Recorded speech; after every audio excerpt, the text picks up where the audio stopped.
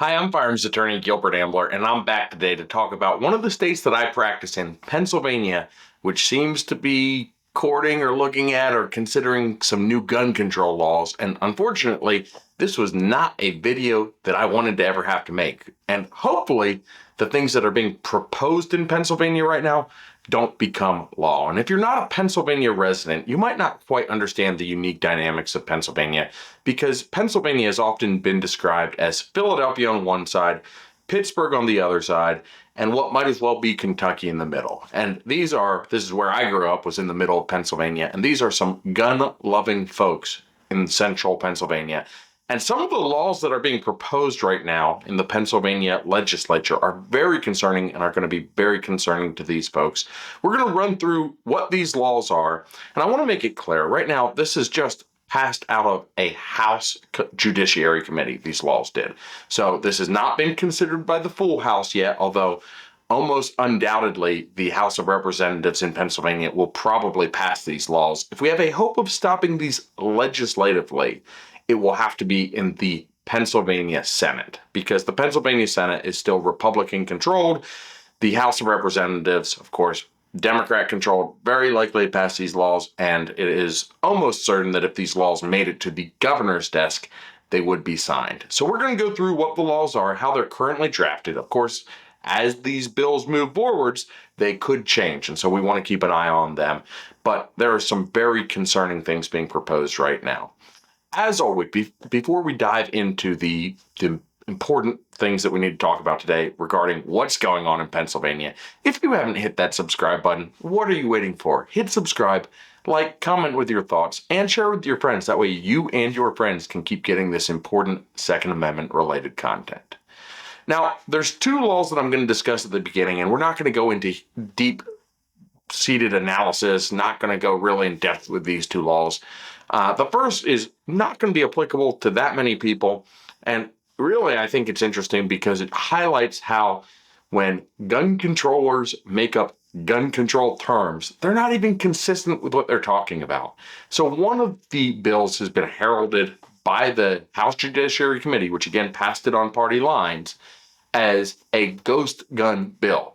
Now, I have even been personally reprimanded by a mid-level appellate judge in Pennsylvania that I should be using the term ghost guns when I was talking about privately made firearms. And I of course, respectfully disagreed, because I don't think privately made firearms are ghost guns. I don't believe that's a legal term at all.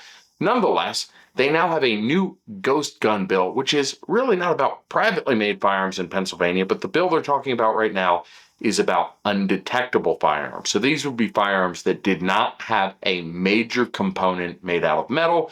We already see similar restrictions at the federal level. Again, I'm not a supporter of any additional gun control, but this is not one of the most concerning bills that we're going to see. Another one that is far more concerning, however, is the universal background check bill. Right now in Pennsylvania, you need to have a background check conducted if you are transferring a handgun. Now, there are still some exceptions. So there's exceptions for certain family members, certain relationships, but generally speaking, if you're going to transfer a handgun or a short barrel rifle or a short barrel shotgun in Pennsylvania, in addition to the federal forms, you have to do a background check. It has to go through an FFL.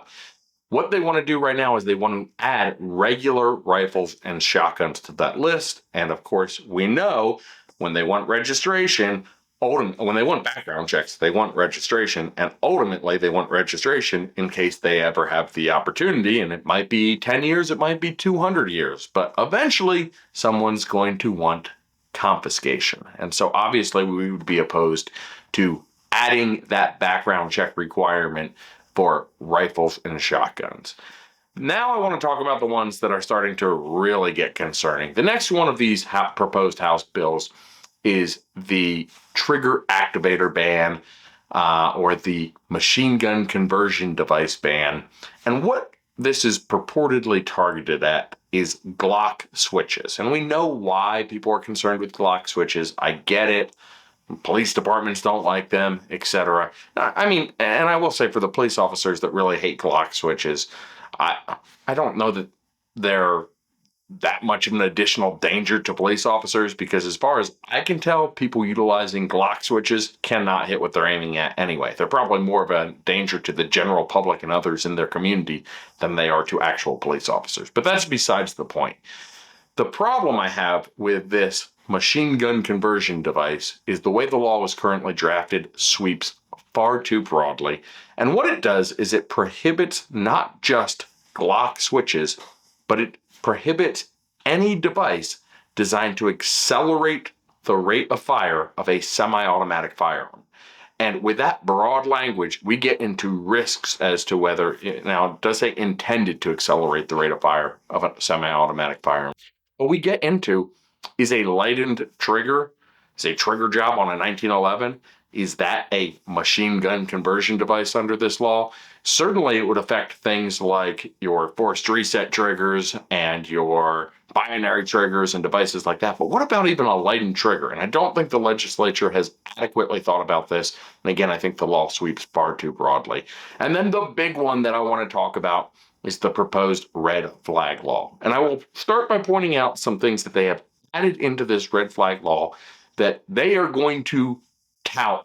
This is the spin we're going to hear, is we have added in some due process protections to this red flag law. And I think they're doing that in an effort to try to get some rhinos in the Senate to maybe go for it.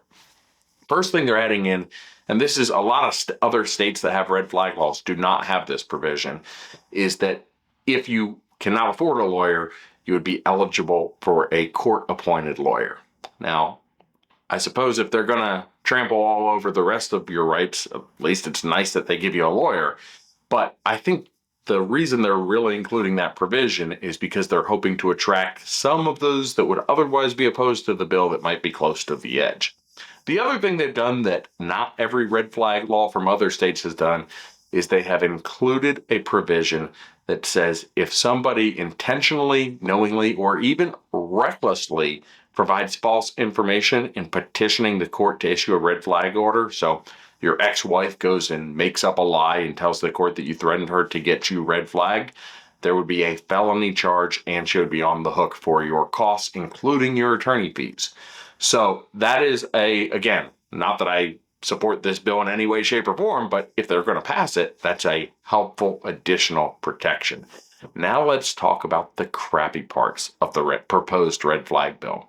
Because one of the things that is incredibly crappy is that in general, they can take guns away from you on the petition of any family member or any law enforcement officer who can allege concerns that you're at risk to yourself or others, and they can look back an entire year.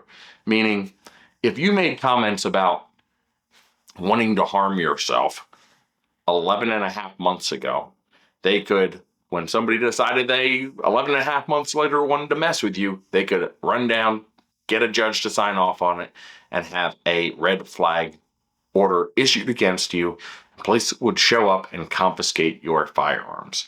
Now, that year look back window, I think, is a concerning length of time to look back. I also think the fact that you don't get a hearing on this, they have 10 days to give you a hearing. So they show up, they take your guns, and then you have the right to get a lawyer and have a hearing within 10 days. So you go at least 10 days where your rights are being affected.